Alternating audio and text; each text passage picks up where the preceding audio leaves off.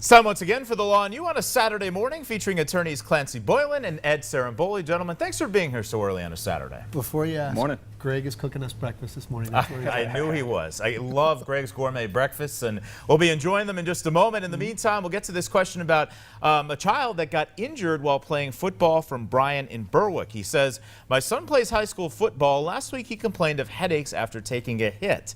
The coach put him back in against his wishes. He took another hit, now has minor brain damage.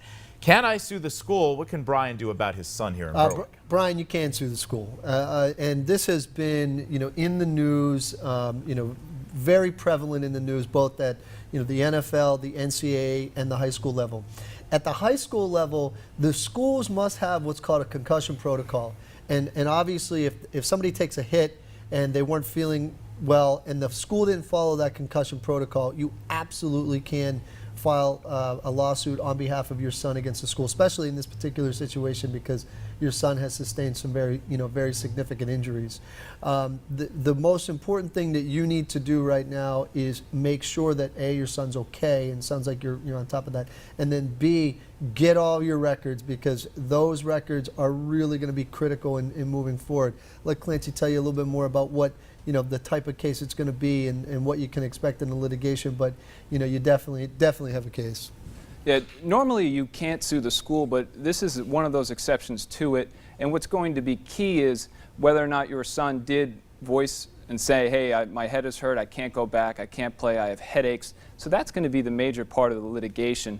And it'll be also important to sit down with your kids and let them know what the effects of a concussion are, because studies have shown that just a few minor concussions can have devastating effects in the future. So you want to sit down and educate your children and let them know that this is serious. And just because you want to play, you really got to make sure that everything's right. All right, no doubt this is a very important issue. So for parents that are out there and wondering if their child is maybe put in a position of danger, how can they reach you guys? You can call us at 570-714-HURT or check us out on the web.